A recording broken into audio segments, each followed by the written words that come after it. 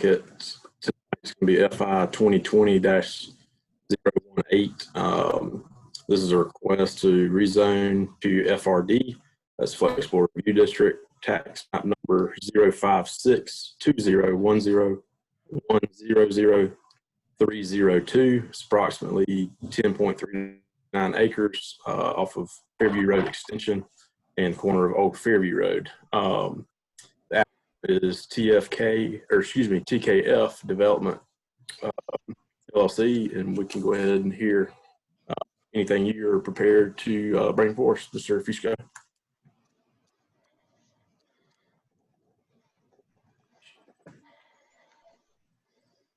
Paul, you might need to unmute. I'm sorry, I apologize. I was following along. Did you say give you a brief overview of what we're wanting to do? Yes, sir. Okay, so we are, this property is currently zoned S1, and Mr. Fusco, he is on this property since 2007. At that point in time, right around 2007 or shortly after it was annexed into the city of Fountain Inn. It's got road frontage on Old Fairview Road and Fairview Street Extension. And Mr. Fusco, after years of owning the property and not really having anybody come to the table from an industrial standpoint on the property, kind of is wanting to switch gears and do a residential development on the property. We are proposing an FRD rezoning request, and I assume that the preliminary development plan is in your packets, I guess, that Greg provided. We're proposing 54 residential single-family detached lots with our access off of Fairview Street Extension, and also an access off of Old Fairview Road. Internally, for the subdivision, we've kind of color-coded the preliminary development plan. We're looking to rear load the interior units with rear-loaded garages to kind of give it a nice, clean street appeal as you drive down. And it's really not a product that you see a lot of in this area. There are some other subdivisions in neighboring municipalities, I think, that do a rear-loaded product. But this would be kind of a unique subdivision with buffers around the entire site and along the roadways. And the sewer would be served by Metro Connects.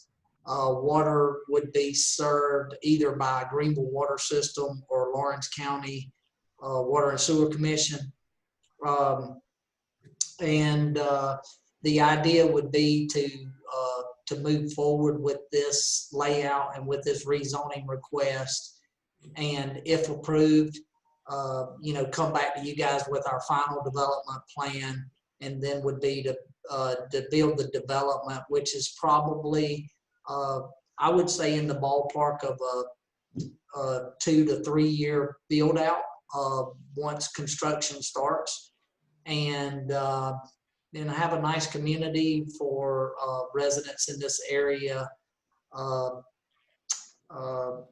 to live in Fountain Inn.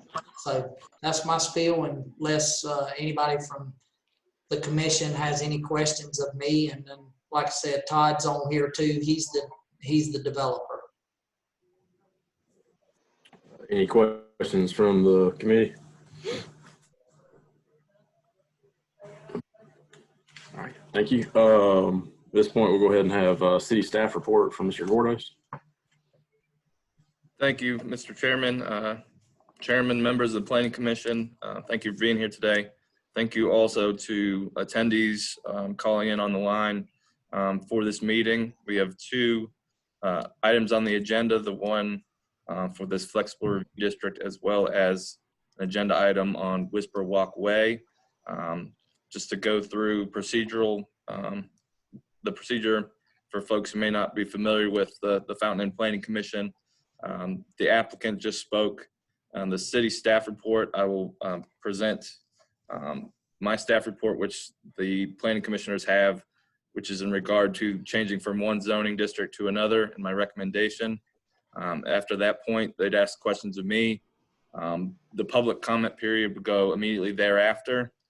Because we are on a digital platform and members of the public aren't able to attend in person or may have difficulty providing their public comment during this internet video, I would likely read aloud many of the public's comments that have been emailed to me throughout the week, and other members of the public who are on the line can provide their comment as well. That's regardless of whether you're in city limits or outside of city limits, and that's irregardless of time. But I would ask that the members of the public during that time try to make their comments as brief as possible, try to speak as one community rather than a group of individuals, so that items aren't repeated or redundant statements aren't made. Just try to add additional information that the commission has not received. Upon that, that'll adjourn the public comment period. The board will discuss the item and then vote on it. But first, the Fountain Inn City Staff Report. This is docket number FI 2020-018. With the applicant is Blue Water Civil Design and the owner is TKF Development Company, Mr. Fusco. The property location is at Fairview Street Extension and Old Fairview Road. This is south of Interstate 385, and the parcel is approximately 10 acres. It is within the city limits of Fountain Inn right now, zoned as S1 Service District, and is seeking to be rezoned as FRD Flexible Review District. Flexible Review District is a unique category of zoning where, unlike traditional zoning that just says commercial, industrial, or residential, Flexible Review District is a design district or review district where both the Planning Commission and the City Council can provide additional design comments, add additional conditions onto the request outside of normal traditional things. So things like adding trees, changing the layout slightly, even changing lot sizes, that's within the purview of the Planning Commission and ultimately City Council should it get that recommendation. The properties right now is vacant and is surrounded by industrial uses as well as residential uses. The industrial uses near it are zoned I-1 Industrial District in Greenville County. They're unzoned areas in Greenville County. And then to the west, you have the zoning category in Greenville County known as RS, Residential Suburban. So that's somewhat of a placeholder zoning that could be high or low density, but in many cases, those properties are rezoned if future development occurs. We also have a property nearby on Wilson Bridge Road that was recently annexed into the city limits and was zoned this zoning category of Flexible Review District. That's a subdivision known as Wexford Park. Going through the staff report, you see the existing aerial map of what the site looks like now. You can see that there's not very much development immediately surrounding the development, other than detached single-family homes, large lot homes in Greenville County, as well as the Sadie plants immediately to the north, the industrial use. When you look at it on a zoning map, particularly from Greenville County's Geographic Information System, you see it's almost by itself there as one of the sole properties that's within the city of Fountain Inn limits, and it's surrounded by unzoned or underzoned Greenville County properties. I also provided a second zoning map in that staff report that show the surrounding context in zoning. So green being the residential suburban or residential zoning, the purple being the I-1 or industrial zoning, and the uncolored areas being just unzoned properties with S1 as current designation in blue. For our future land use map, that's one of our guiding documents for if a property should be rezoned or not. You can see this is south of Interstate 385, and our existing future land use map, which comes from the 2017 Fountain Inn Master Plan, indicates this entire area as industrial. So we've discussed this before at previous hearings. Upon passage of the 2017 Master Plan, there was no infrastructure in this area, and industrial growth was the more likely future land use due to the South Chase Industrial Park's location nearby. Here just recently, news from our infrastructure providers, the sewer providers in particular, that there's potentially a trunk line that would go in this South 385 area, which would allow subdivisions with sewer to be developed. So with that knowledge, there's been a shift in character for the area, or if that sewer is there, infrastructure and likely development would follow. So always keep in mind the changing conditions in this area of Fountain Inn and Greenville County. For your site photos, it's just images that show the conditions today. You can see the prominent corner on Fairview Street Extension and Old Fairview Road. That's where the public hearing sign is currently located. So there is some traffic that passes through this corner that's quite visible. The area you can see is just wooded land at the moment. The only area of the site that is not wooded would be where the power lines are. So they're fairly prominent on the site, and the site layout is built around that. There needs to be dedicated space or easement around these power lines, and that's where the open space is ultimately proposed by the applicant. Again, the applicant is requesting a zoning change from S1 Service District to FRD Flexible Review District in order to create a 54-lot single-family subdivision. These are single-family detached homes. They're not townhomes or multifamily. As opposed to conventional zoning, FRD zones are considered a design review district, and the lot layout must be approved by the Planning Commission and City Council in order for the rezoning to be approved. Traditionally, the Planning Commission looks at, is the zoning of the land or rezoning of the land appropriate per the future land use map? But in this case, we have the extra step of saying, not only is the zoning appropriate, but is the layout or design of this subdivision or this development, does it fit the circumstances for that particular lot? And is it an innovative design that needs to be accomplished because conventional zoning cannot? So each FRD zone is different. They shouldn't be carried with the same weight. The Planning Commission factors, why is FRD being used on that site, and is that appropriate or innovative design? Impacts to city services are lesser because than some other projects we've seen. It's already in city limits. It's already being served by city services, police, fire, other providers. Again, and the concept of infrastructure, or sewer infrastructure in particular, is vital in this area and is vital for this particular parcel as well.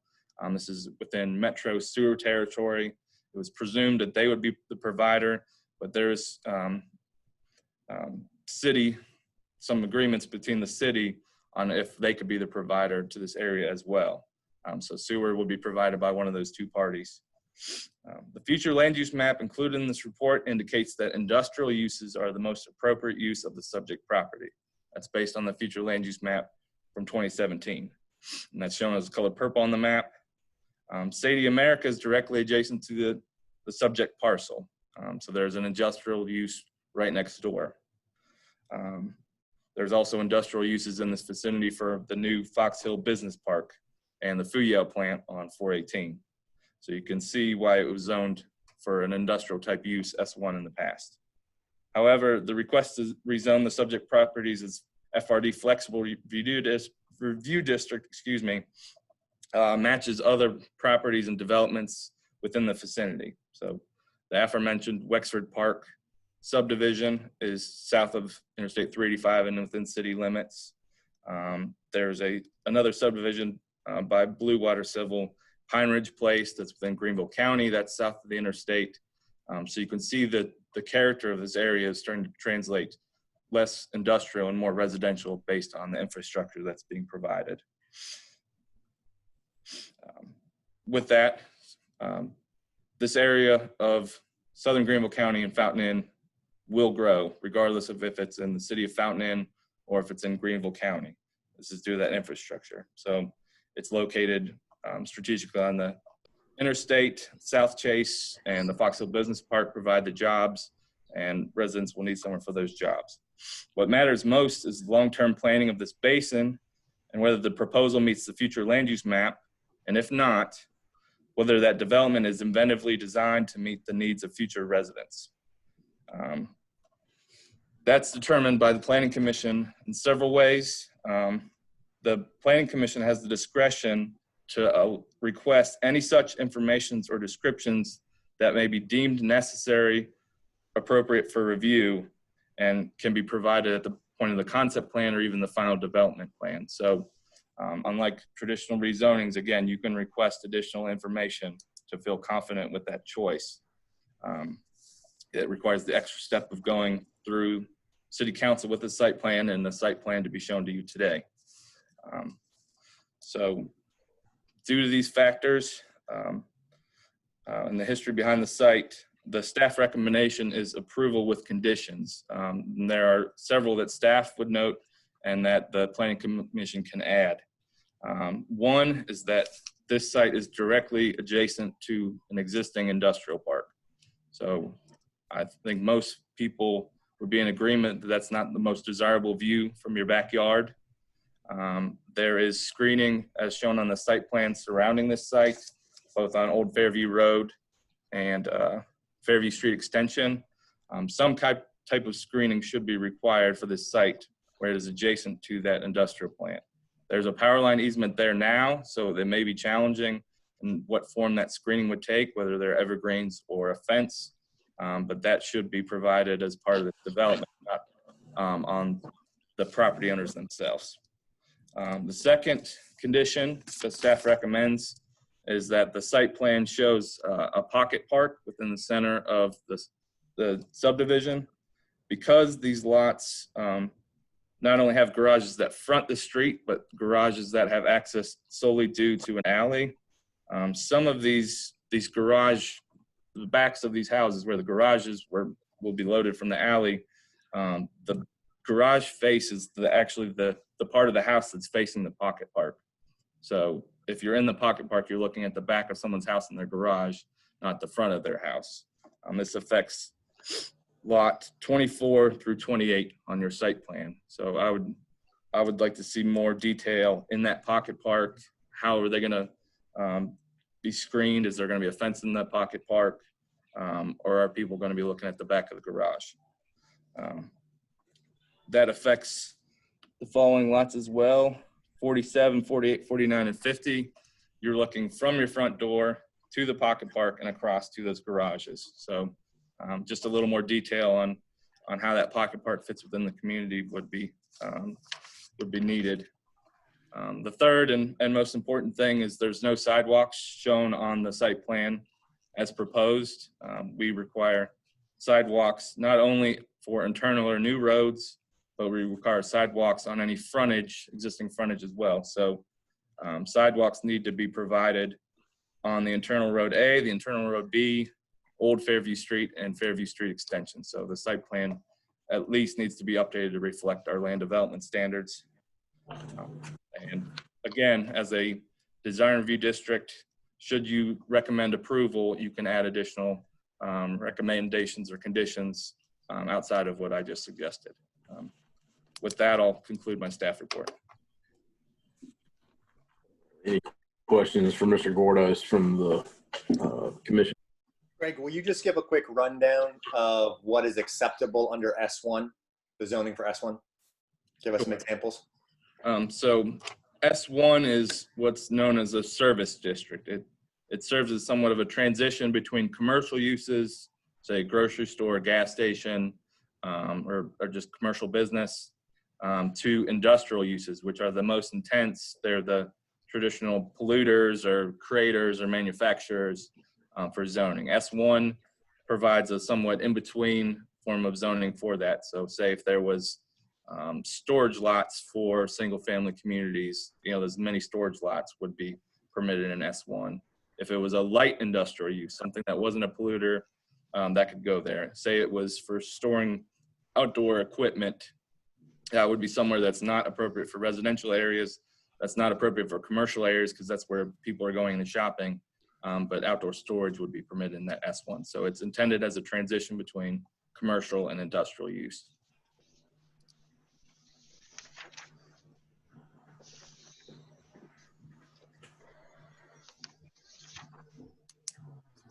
Any other questions for Mr. Gordos?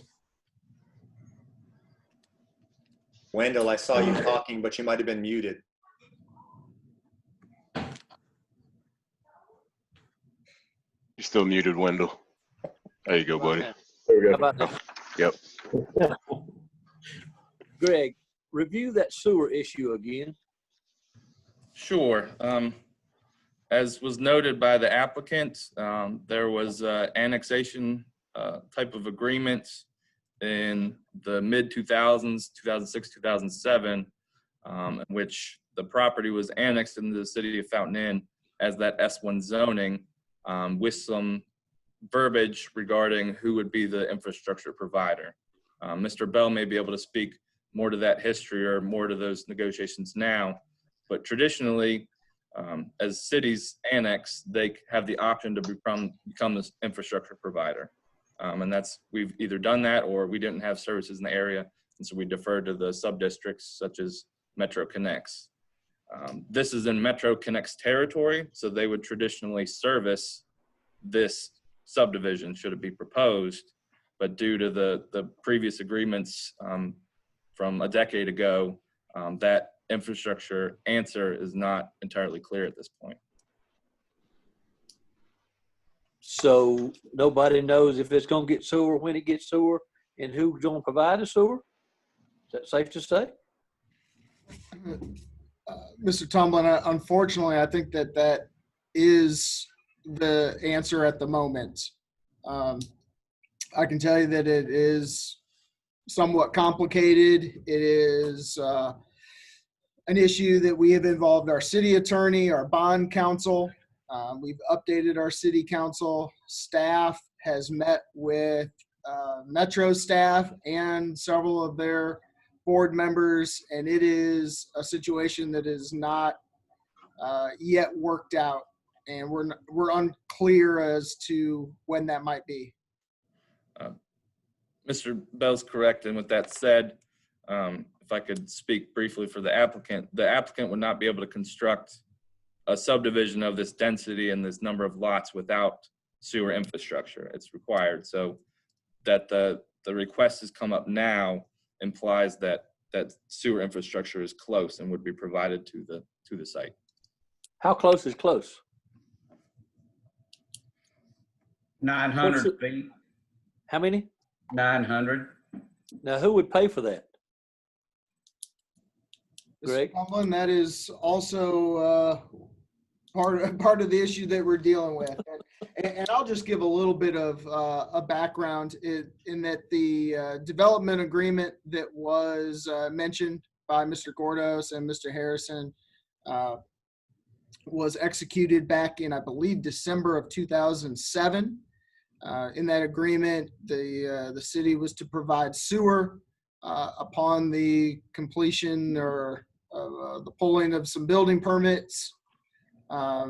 But it was also, I believe, in that agreement mentioned that the parcel was to be used for a commercial or industrial use. The parcel sat vacant for 13 years, and there are some legal issues as to whether or not that original agreement is still enforceable. The city has been attempting to come up with another or a different development agreement that would supersede that one. And I think the city was very close to having that complete, when then we in turn received feedback from Metro Connects that regardless of annexation, all of the properties in their territory, they were wanting to be the sewer provider. And so if that is the case, then that kind of nixes the idea of the city paying for any sewer line extension if we're not going to be the sewer provider. And so those are some things that we're still trying to work out. I think the bottom line for the developer is that he gets sewer to the property. I don't want to speak for him, but I believe that that is the case, and I don't believe that he cares necessarily who pays for it. And there will be, you know, a sewer provider will emerge. It will either be City of Fountain Inn or Metro Connects. I don't think that that's a point of controversy. It's just a matter of who is it going to be. Okay.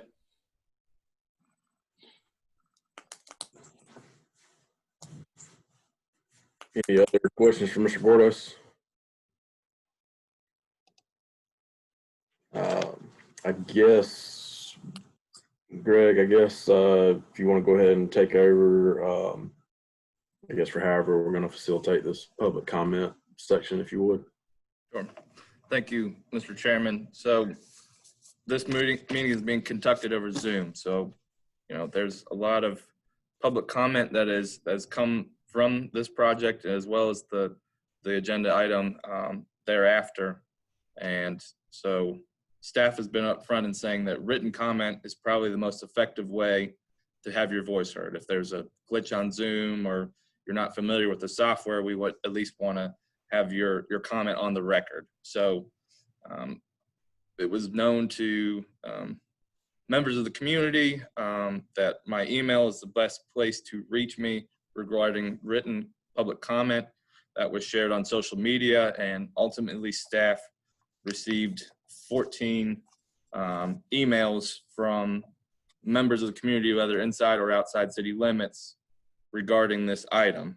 There may also be people on the line as attendees that wish to provide actual verbal comment, public comment for this.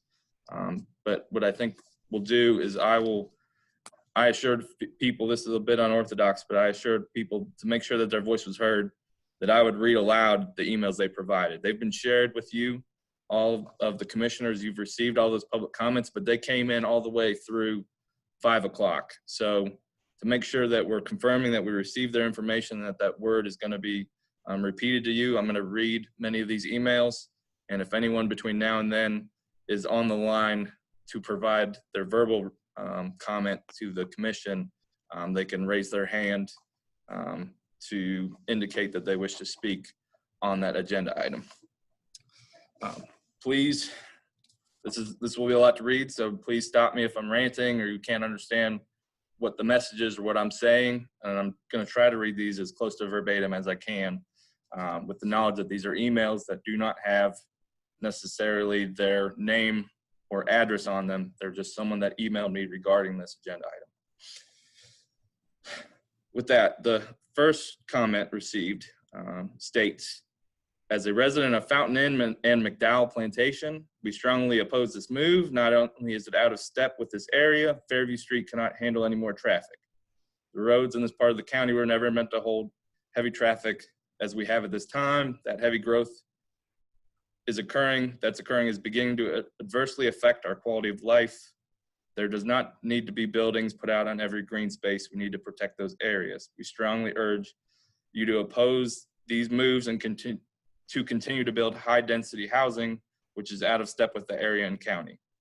We don't want Fountain Inn to lose its small town feeling and quality of life that brings.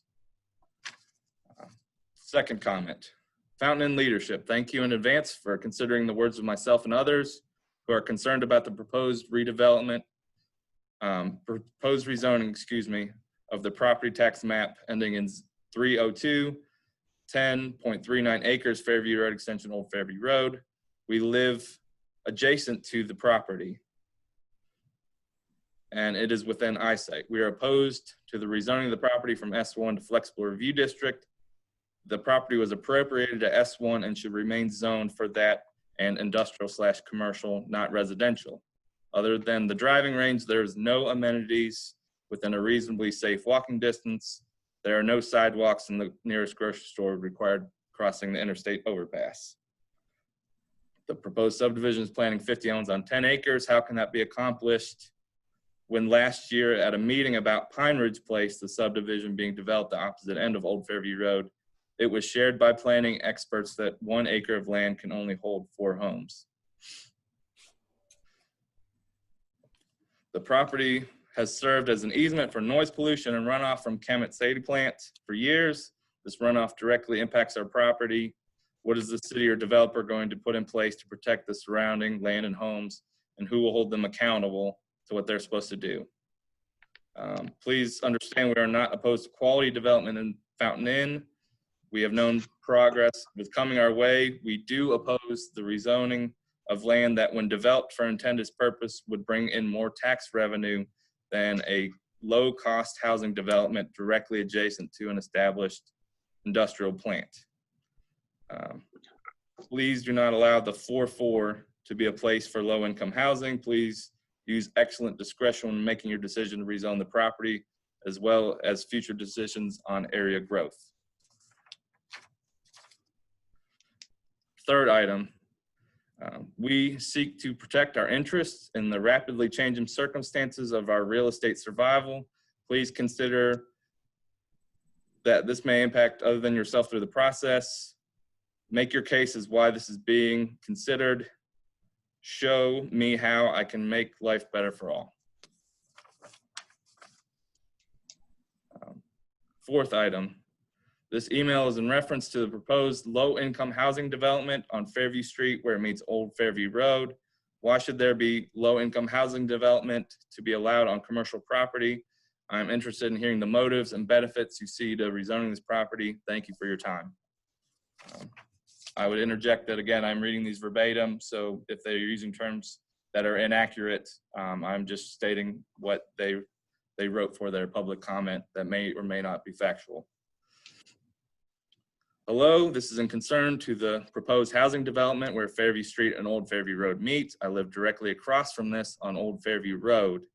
I bought my beautiful 3 acres of land 16 years ago for the privacy and rural feel that it had. If I had known there would be growth, I have known that there would be growth coming. It is now upon us.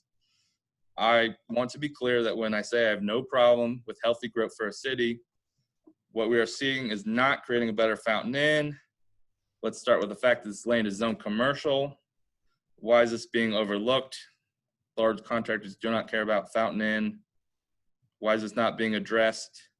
Traffic, another area that we will all be bogged down with. I have heard about sprawls, and this is not the ideal plan for ideal communities. Please tell me whether industrial or residential that this area has been made.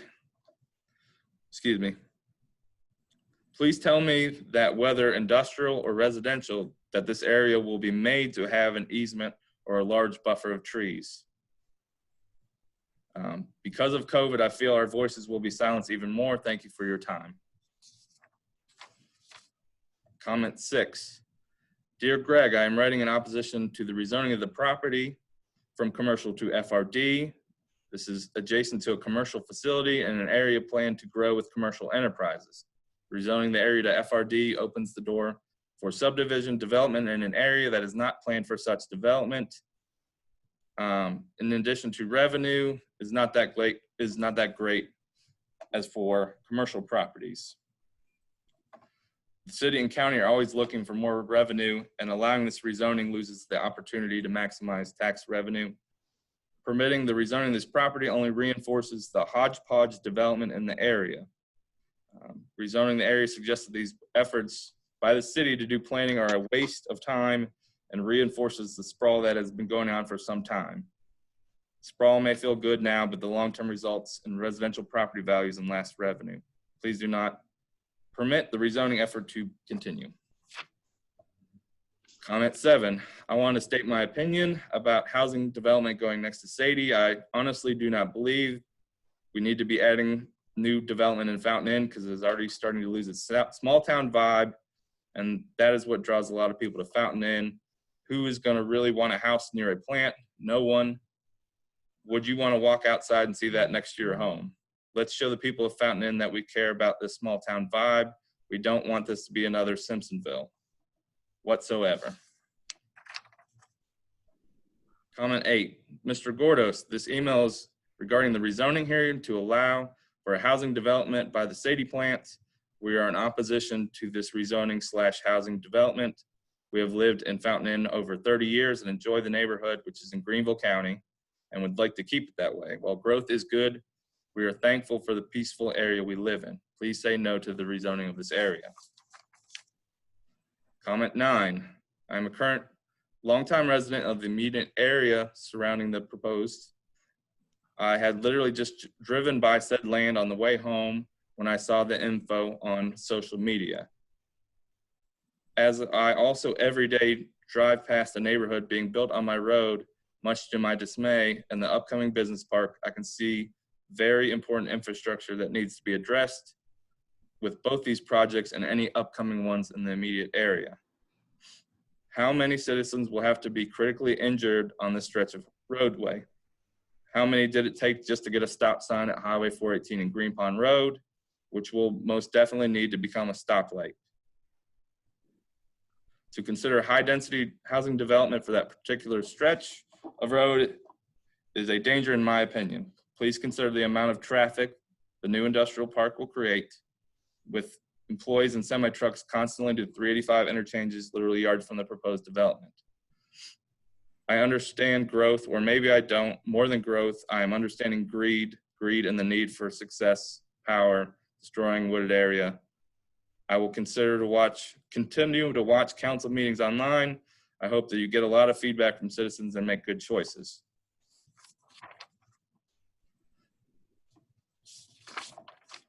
Comment number 10, dear Mr. Gordos, we moved to Fountain Inn out of Simpsonville because of the small town rural feel of Fountain Inn, which was so different from the busting at the seams housing development explosion in Simpsonville. Previous to moving here, I lived in the Five Forks area, and trying to leave in the morning or get home in the afternoon was a nightmare due to poor road infrastructure that could not handle the influx of scores of subdivisions. Simpsonville is still suffering under this load. We do not want Fountain Inn to be this way. There are already 2 proposed subdivisions, one adjacent to our property and one across the road from us. And we have grave concerns about much unchecked new development will do to our town. There are plenty of places to go in the upstate to move where those wanting new home developments and subdivision community can go and flourish. Please allow Fountain Inn to remain the beautiful area most of us are here to enjoy. Please prevent developers from gobbling up every available acreage, including next to industrial plants, in order to squeeze in developments through a flexible review district. Revenue can be better accrued from responsible industrial development that will provide jobs to our citizens rather than be a bedroom community for Greenville job holders. Comment 11, thank you for taking the time on the phone with us regarding the rezoning hearing to allow for a housing development by the Sadie plant. We want to reiterate our comments in opposition to the rezoning / housing development, so you have a record to share on your meeting August 3rd. High density housing developments are out of character for the southern part of Greenville County. With the density you mentioned, the fact there are no walkable amenities from that location, it will be cause serious traffic congestion. Industrial establishment does not make for a good residential neighbor. Finally, the tax revenue for a more appropriate industrial establishment and jobs in that particular location is a greater benefit to the sustainability of Fountain Inn than a housing development. The bigger picture involves the immediate need for growth boundaries, conservation easements, and impact fees to keep sprawling development that is devastating other parts of the county from gobbling up this beautiful countryside. Please say no to this flexible review district designation that lets a developer get away with putting houses against an industrial park. It's cheating. Comment 14, please, Mr. Gordos, don't ruin our beautiful town with high density housing. I've been an resident of this area all my life and absolutely love my home. Not crowded, especially how Simpsonville has become. I realize you may not be from here and want to make a lot of money, but does every available piece of property have to be stripped bare of every single tree and replaced with asphalt and concrete? Please, no high density housing. Comment 13, I'll write this letter to implore a vote for no in regards to the rezoning hearing at the corner of Fairview Street and Old Fairview Road in Fountain Inn. They state their address on Triangle Pine Road and their parents' address on Triangle Pine Road. On the other end of Triangle Pine is Highway 418, right across from the 170-acre industrial park, which all the trees and land have been cleared. There is a 133 single-family residence Pine Ridge that next door to my property. In fact, the entire backside of that neighborhood surrounds my house up to the property line. My wife and I have to endure the sight of cut down trees and stumps for 4 months, the sight of red dirt, mud, standing water, noise from equipment that shakes our house like an earthquake 5 days a week. The proposed rezone, along with Pine Ridge, the industrial park, will completely surround our neighborhood. Not more than 2 miles from us are a huge tract proposal or already approved neighborhoods in Wilson Bridge Road, Jenkins Bridge Road, and a parcel of land that may come up on your docket for a parcel of land on the corner of Triangle Pine and Highway 418. In 2015, the population of Fountain Inn was 8,000. In 2018, it was 10,019. There are now over 1,000 proposed new homes just on our side of Highway 385 from Fountain Inn. I do not blame the original landowners for wanting to sell land that is only costing them property tax or taking advantage of current land prices. They have the freedom to do so. Growth is inevitable. That's okay. But please, Fountain Inn planners, please grow our town and surrounding areas the responsible way. Do not let this town become an urban sprawl the Woodruff Road and Five Forks area have become. The parcel is zoned industrial. I urge you to keep it that way and vote no for rezoning the residential. Comment 14, please stop the commercial and multi-unit residential housing expansion that's currently happening in Fountain Inn. I'm all for growth, but I feel the direction of the current expansion is not conducive to improving our quality of life. The Palisades is a horrible eyesore and great example of seemingly unbridled expansion as our new industrial park being developed at the corner of Green Pond Run and 418. Why not encourage new businesses by utilizing space that already exists? We can do much better and learn from mistakes that have been made in Simpsonville and Malden. This is a chance for Fountain Inn to become unique and better, not fall more into the same. Those were 14 public comments in opposition to the rezoning request. Again, that was burdensome, but that's what the agreement was when public comment was solicited, that comment would be read aloud for the commission for their consideration. The views and statements that I just read may not reflect the accurate conditions or the opinions of staff or any other person except for the person who wrote the email. Thank you, Greg. I know that was mature. Thank you for doing that.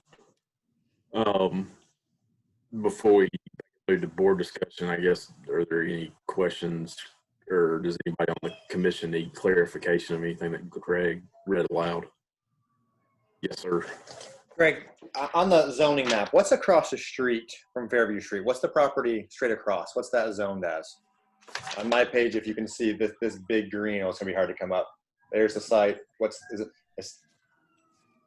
That is zoned residential suburban, which is a relatively low density zoning category that's found in Greenville County. The city of Fountain Inn does not have a residential suburban category. So that is, again, within Greenville County, and as many Greenville County employees would verify, that's seen as a placeholder residential zoning until development occurs, whereupon the property is rezoned to something with a number like R15 for 15,000 square foot lots, or R7.5 for 7,500 square foot lots.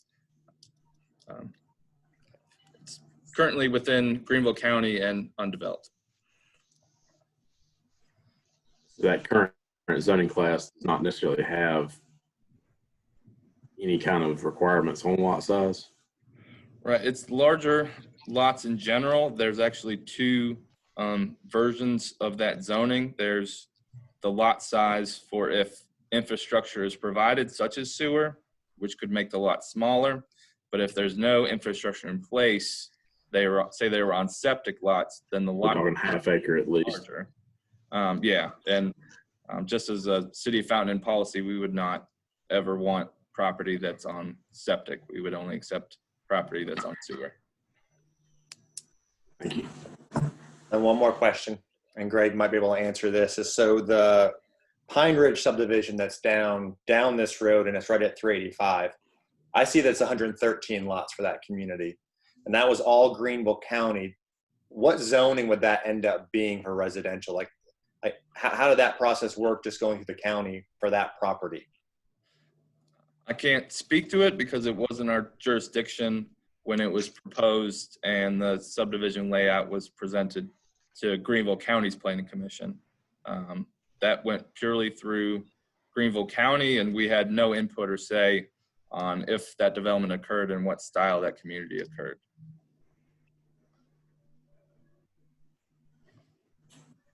Is that the parcel you're referring to, Matt, right there on the frontage road, 385? That's the one that's on the frontage road. Yeah, Yeah, across from the Palisades. correct. I got you. That is currently unzoned, I believe.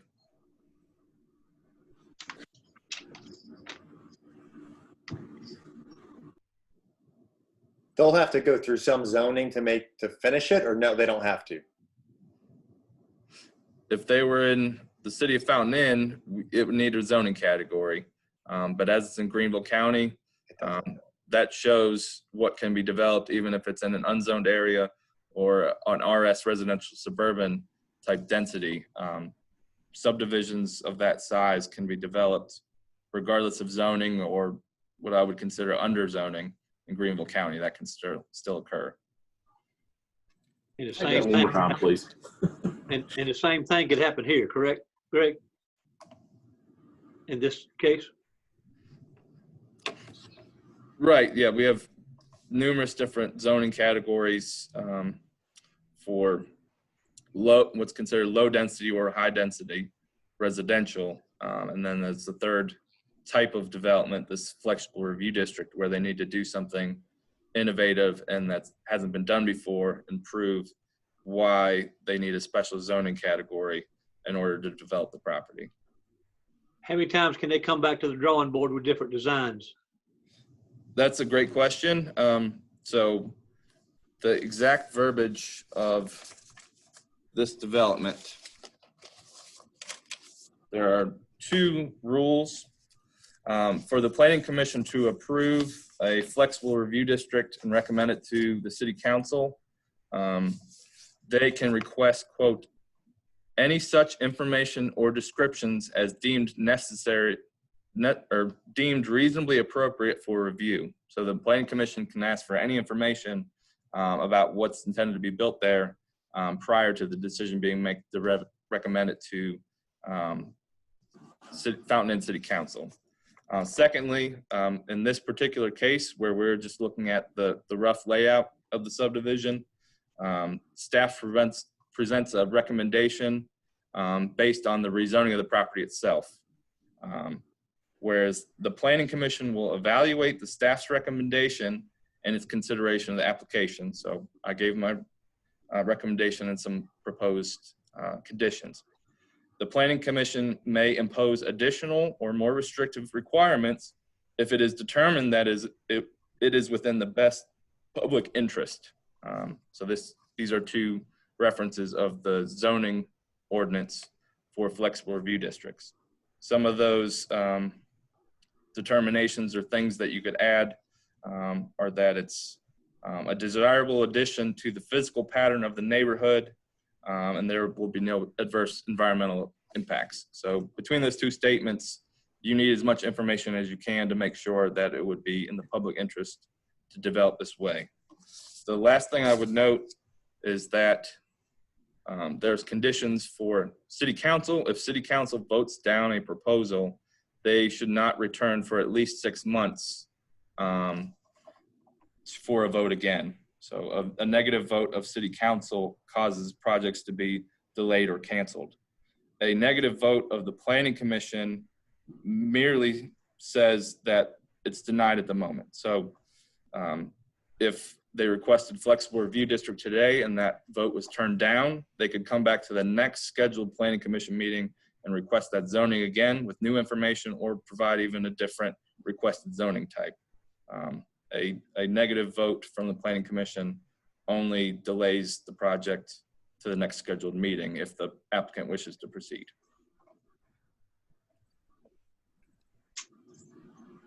Commissioners, two things. One, I just did want to verify that Pine Ridge Place is unzoned in Greenville County. And then two, I've had a couple people text me that said when your guys' video is off during this meeting, it appears to the public that that you're not on the meeting. I want to assure the public that we have a quorum of commissioners. We have Commissioner Washkowski, Fonda-Kalafi, Hood, and Tumblin. I know that's a wordsmith there of saying all those names, but they are all on the call. And just want to let you know that it's not a big deal if you do need to turn your video off, but just know that that does appear to the public like you're not on the meeting.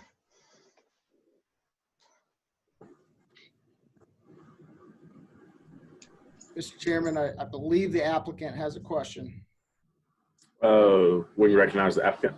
I mean, is it fitting to kind of chime in on some of the, just want to make sure it's per the rules of the committee to kind of provide a little feedback based on the public comment. I think I could answer some of the questions and concerns that have come up, but just didn't know if that was fitting.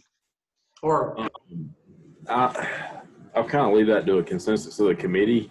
Typically not, but I think the committee also at the same time has a good understanding of kind of reading through comments from those emails that are relevant, and then those comments that, you know, somebody makes a comment about, hey, I'd like just to leave the trees there. We all realize that that's not a relative reason for approval or disapproval. But if any of the committee members have questions about those, they can feel free to ask you for sure. okay. I'm okay if he wants to answer quickly, as long as it's not just, if you have a couple points, I'm interested to hear what else you have to say. Being this is flexible review district, what other innovative designs or what thoughts do you have with that? So I'm up for listening to some stuff, if possible, if that's okay with other people. Yeah. Fine by me. Yeah.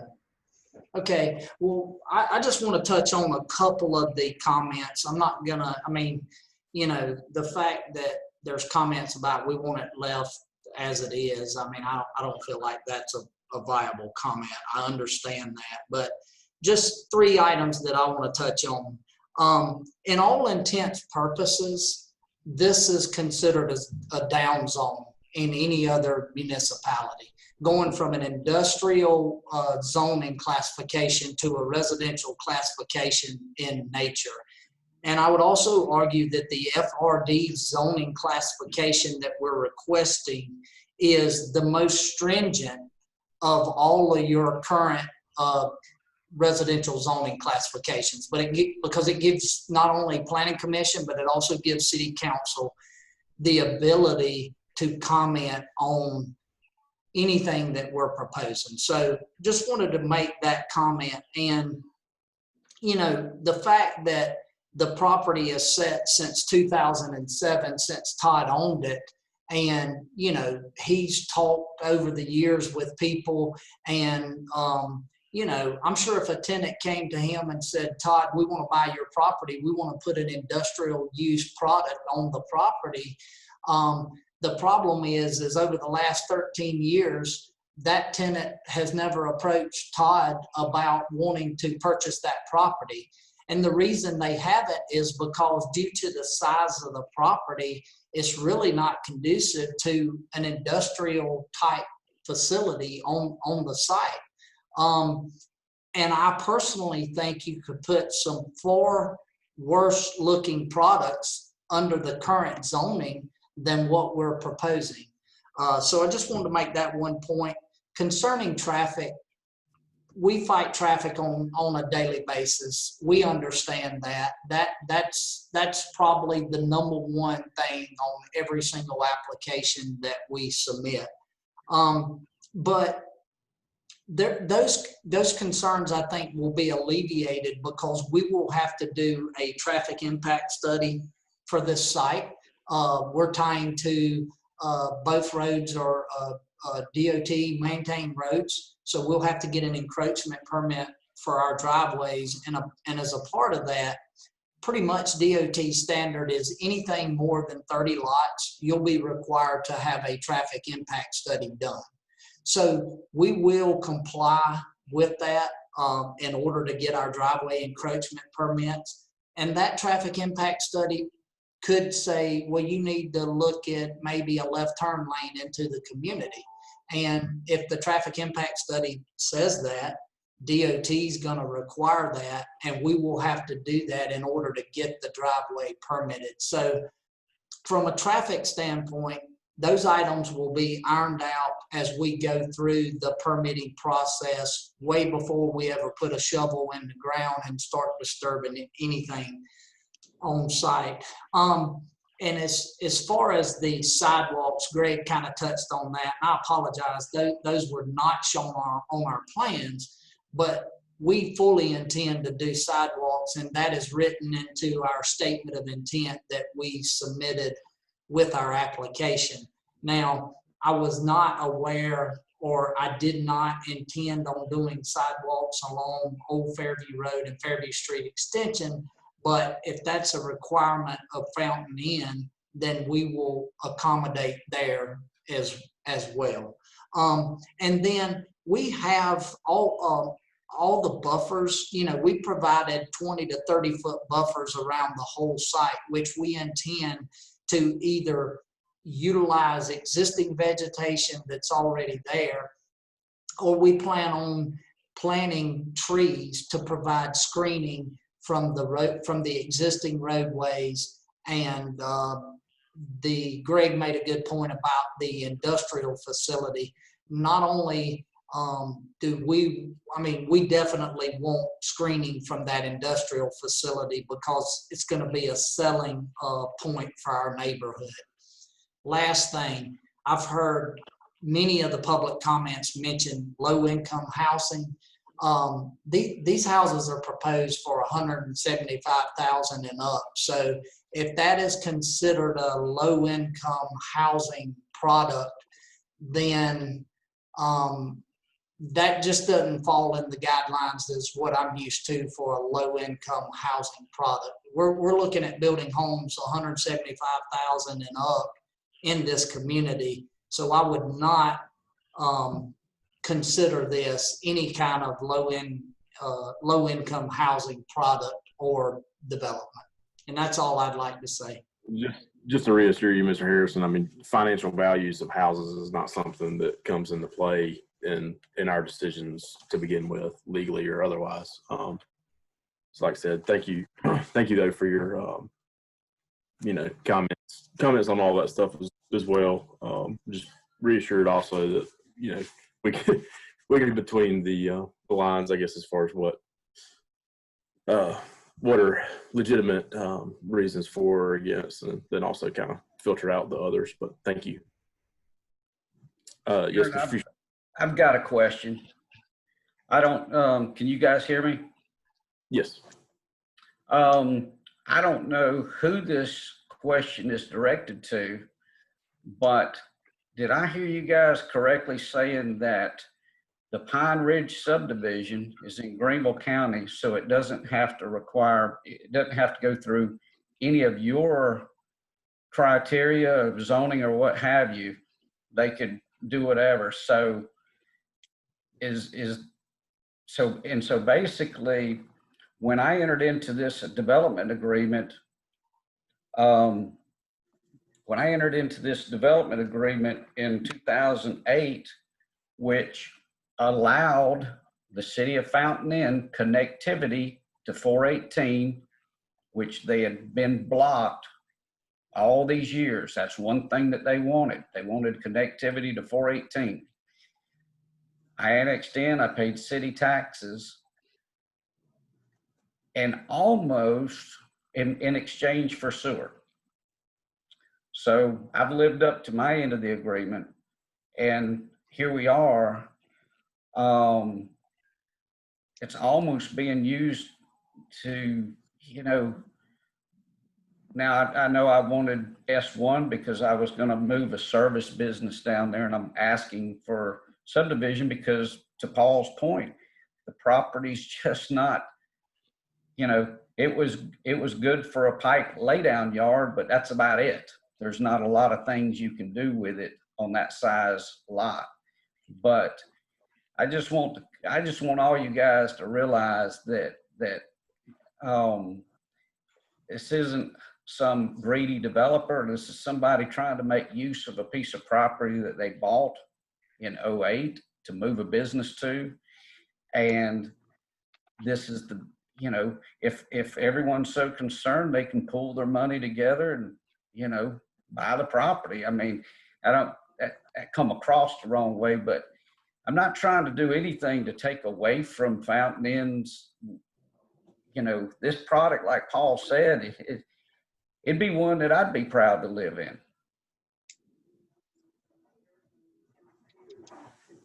Appreciate your comment. But I mean, basically, we're kind of going through this. I'd have been better off not to ever annex into the city of Fountain Inn, is what it sounded like.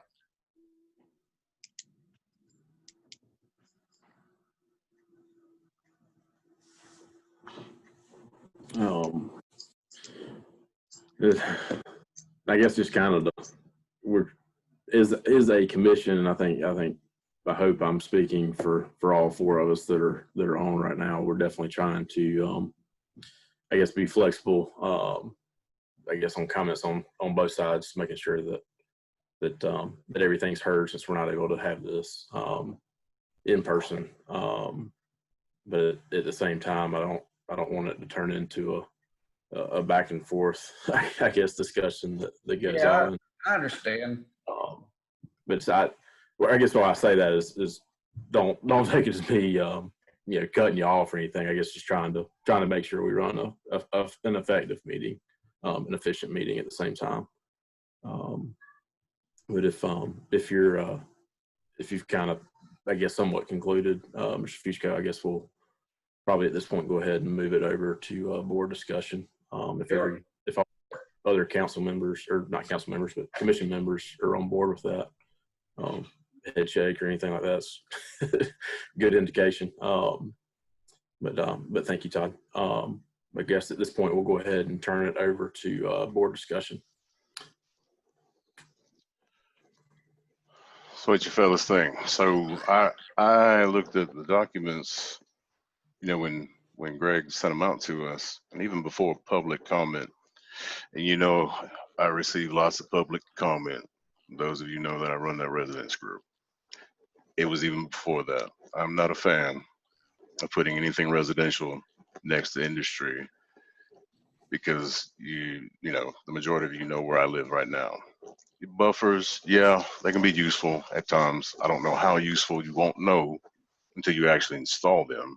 But right out of the gate, I wasn't a fan. Kind of still am not, but kind of want to hear y'all's thoughts on it as well. And so, I mean, I've got opinions with it. So when I look at the whole character of that area, and that's, with the sewer improvements that are now available there, even though Pine Ridge is in Greenville County, we see that residential community going there. Across the street from this parcel is Greenville County residential zoned and open zoning for residential. And with the proximity to 385, I think it makes sense to make this area residential and then make 418 the major commercial corridor. And so whether this is zoned, so what would an industrial spot fit there? If we keep it S1 and it's some industrial service district, there's still residential all around that.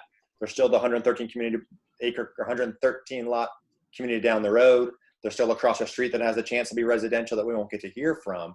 And so I think it fits the character to do residential here. I think that's the best use for this parcel of land. I have asterisks once I get past that point of what I think in the flexible review district it should be, but I think residential fits the new developed character with the sewer availability of this spot. and looking at it from that standpoint, Matt, is good. But look at it from Brent's standpoint, from where he lives at now. Let's just say, for example, this Sadie company moves out. Who's gonna move in next door? You know, Mhm. how much buffer is enough buffer, Brent? There's not enough. There ain't enough. Not for an open air scrapyard. That ain't enough, brother. That ain't enough. No. But no, that I mean, those are real concerns, and I understand where Matt's going, because you look at it and you can see all the the residential places going up around there, and it's almost Sadie being being the sore thumb there. It almost is. It's like, move on out so we can just make all this residential anyway. But unfortunately, that's not the case. What we do here, I think, is ultimately going to affect what happens across the street. Do we want that to be an industrial corridor? Do we want that to be a commercial corridor? Or does it fit more residential? I'm kind of with you, Matt, on the residential stuff. I feel like that corridor from 385 to pretty much up to 418 is probably more fitting. Obviously, we don't want more trucks probably at that interchange on 385. Have that concentrated on that 418 area. So I guess to say, yes, I'm in favor, of it being residential. I probably do have some serious concerns with the density that's proposed, though. Mm-hmm. Probably where I stand on it, I think. Obviously, it doesn't fit our current future use map. To be residential, but in that area, if we wanted to kind of protect that corridor or shape it, I guess this one's really probably where it starts, like you say.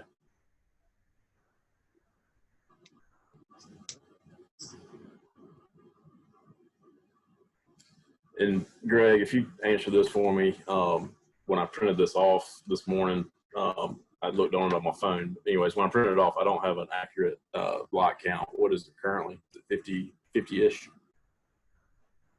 Yes, Chairman. So this is actually the second lot layout proposed by the applicant. And in this count, and up for review tonight, is a layout of 54 lots. And again, those are all single family detached, but the lots are quite narrow, and it does have a higher average density overall. So with the gross acreage of 12 acres and 54 lots proposed, you're looking at over 4 units per acre for the density of the development. I'm not necessarily making a motion at this point, but more putting it for discussion. But I mean, I would be okay with residential if maybe we were closer to probably like 3.5, in between 3.4 per acre. Is kind of where I feel like might be more suitable to where we're balancing two things. Hopefully, is potentially getting this to a usable spot, but at the same time, get it to where we can put some serious buffer in between industrial and this neighborhood, and at the same time, hopefully cut down a little bit on probably what's very, very well become a very congested area for residential traffic. I agree with you. That's where I think it's a little bit too packed in with a number of units at 54. If we went to straight R12 zoning, there'd be 37 as a number that Greg gave me earlier, not counting infrastructure, not counting roads. And so I'd be more comfortable in the 40-ish range of homes in this community, just to back down and bring the lot size up a little bit. And I agree. There needs to be a specific screening plan for all 4 sides of this community. And I'd want to see something in detail to ensure that it's either left vegetation drawn or new vegetation drawn on a specific plan. Like sidewalks was another thing Greg said. Yeah, you guys already agreed sidewalks are important. The other note that's in the form you guys sent us is it says at least a 1-car garage. I don't want to allow any 1-car garages in this community. I'd want everything to be a minimum 2-car garage. just so we don't have people parking on the street, just to make sure that that's something that's easy. And then agreeing with Greg's notes and Greg's recommendations as far as more detail in the pocket park. That would be my feedback overall for how to change the FRD, in my opinion. Yeah, I haven't done the math, but if I'm gonna trust you on the R12, but that sounds like a more logical number character-wise for the space, I think, for the town, to me at least. I think there's a discrepancy on the size of the parcel. When you go to Right from 12 to 10. yeah, when you go to Greenville County's GIS, it says 10.39 acres, but on the applicant's submittal for the site plan, it's 12.34 acres. And I know GIS is not always accurate, but I don't know, Greg or the applicant wanted to address that. Yeah, if either or would like to be muted, just raise your hand if you have the information to answer that question. Yes, sir. It's actually 13 acres. It nets out at the 10 or whatever, 10 plus, right, 11. You have almost 3 acres of power line right of way. That's the buffer. All that big power line, all of The that. power line is in the middle, though, correct? Is it on the back side of that? No, it splits my property and Sadi's property. In other words, the power lines are on You're saying the, more so unused space, not necessarily buffer or screenings, I guess, correct? well, yeah, that's where we plan on doing the buffer though. Okay. Thank you.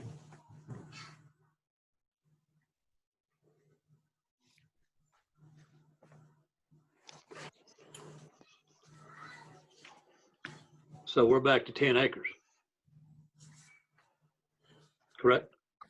Of buildable, I guess. Correct, yeah. Even though it states 13, And that's one of those things, I guess, in my eyes, the flexible review, yes, it allows you to maybe change some lot sizes. But if we say, hey, this is what it would be if you put all 10 acres and it worked out where you could do evenly square lots and everything else, and you could do, I'm just going to throw the number out there, 37 houses. With flexible review, yes, you could get 37 houses in there and lay it out however we need to on the property to try to give those screenings the most chance of trying to dampen, I guess, any effects that the industrial plant has. I'm fine with flexible review. I think my thing is just getting the density down to a reasonable number for what we're looking like, or for what I think we're on board for trying to make it character-wise not a negative thing for the area. would that be one of the conditions, Greg? I think there's a couple different ways you can vote on it. It gets more complicated because it is a flexible review district. When you are considering a rezoning, you are voting on a recommendation to the Fountain Inn City Council. So if you were to vote yes, so if it was 3-1 in this case to approve it, it would immediately go as it's designed to the City Council. So a vote in the affirmative would be approving not only that flexible review district is appropriate, but that the site plan associated with that flexible review district is appropriate. If you ask them, I vote for approval with the conditions that you put sidewalks, those sidewalks need to be shown on the plan that goes to City Council. Lastly, if you feel that there's a dramatic change and it's vague enough to where you feel the need to vote in the negative, that vote is saying either you're not in favor of flexible review district or you're not in favor of a flexible review district designed the way that you show it. So a negative vote could mean that you don't want that zoning choice or you don't like the site plan. And then the applicant could reapply upon that, whether making those changes or changing the zoning choice that they requested. So essentially, I guess we could could have a vote to add sidewalks, make sure that we're able to heavily review the screenings and put a lot cap on it and still vote to approve FRD, or would we need to disapprove in order to get those things on there? Yeah, I think the last note is the most important. Say you were to put, you were to say that the number of lots proposed is too high, and then you'd like less. You really want that site plan to be finalized before it goes to city council. So if they're not able to revise their site plan to reflect those conditions in time, it may be better to wait a little bit, have it be revised, and then you look at it again as a planning commission.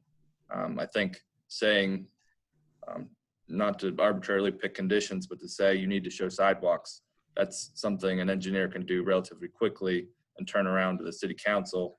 If you're asking to reduce a significant number of lots, that requires a good bit of engineering, redesign the site. That might not financially make sense for the applicants, and they have to try other layouts. And I don't know how long that turnaround time would be. Unmute, Matt. Is there any benefit just to table? I mean, is there any benefit just to table, hey, with the new design, we want to see less lots? Or is it worth to do a negative vote and resubmit the lots? I would prefer to see the new layout before I send it to council. And especially with the amount of public comment that we got, just to make sure we're looking at it. And this is the purpose of Flexible Review District, to give us a little bit more control. I'd like to see it before I moved it forward. Because I also, for Blue Water, to be able to say, okay, how many lots is less? What can we make in there efficiently? Is it 39? Is it 41? Is it 42? It's hard for us to give a number down to until we can see the layout. And then the developer and Blue Water can decide if it's worthwhile doing that or not. But is there a benefit to table versus voting it no? I wouldn't want to put it in terms of which is better. You have any option as the commission to do that. But as stated previously, a vote in the negative is not as penalized as it would be for a city council vote to vote negative. So you could table it, which implies that it would be re-seen at the next hearing, whether unchanged or changed, and you could ask them to make changes in the meantime. Or you could vote in the negative, telling them exactly what the issue was, and if they decide to reapply or wanted to reapply, they would need to prove that they made those changes. That said, that may be an expense to the developer in terms of not only the time, but the application fees. You would essentially be reapplying if it's denied. It's essentially the same two roads going to the same place, though. Right. But Yeah, I guess the only difference would be correct me if I'm wrong. I guess the expense of reapplying. Right. Would be, Right, and just to be perfectly frank, the financial cost to the applicant is not a factor of the planning commission, but that is the difference. Yeah. I mean, I think it would be fair to table it if we can, versus making the applicant go through that process again. Obviously, he's heard the comments of we're wanting to be maybe, I think, a general consensus of maybe possibly under 40 or not a whole lot more than that. I don't know if Wendell and Brent, if y'all have had much comment on the lot counts or anything, or any other comments that we may want the developer to kind of hear now if we do decide to table it. Nothing good. They got, I guess, those things kind of ironed out I like if it that. comes back. Right. I guess I'll make a motion to table it at this time. I second that. So the motion in a second. Greg, if you would, or I guess Sean, if you'll do, I guess we need to do a roll call. vote on this, please. Yes, sir. Mr. Chairman, Vote aye. Commissioner Washkowski, I vote aye. Commissioner Fonakalafi, Vote aye. Commissioner Tumblin. Aye. Thank you. Motion carries for a table at this time. At this time, we'll go ahead and move on to docket number FI 2020-022. This is going to be a subdivision advisory committee report for tax map number 032-8000-100-500. It's approximately 19.7 acres, Whisper Walk Way. And is Mr. Gray's staff member going to do anything, or are we going straight to city staff report? Greg, do you know which staff member was going to be speaking? I see there's like 12 attendees right now, and I'm not sure which one. You're on mute, buddy. Thank you. I know Alex Converse is a staff member of Gray Engineering that we've spoken with before. There's Rodney Gray with Gray Engineering, and then there's Brian Keaton with Gray Engineering. Those would all be representatives of the applicant. I think Mr. Converse is on the line. Yes, sir. Sure am. On behalf of the developer, we'd like to table this one if we could, to postpone it.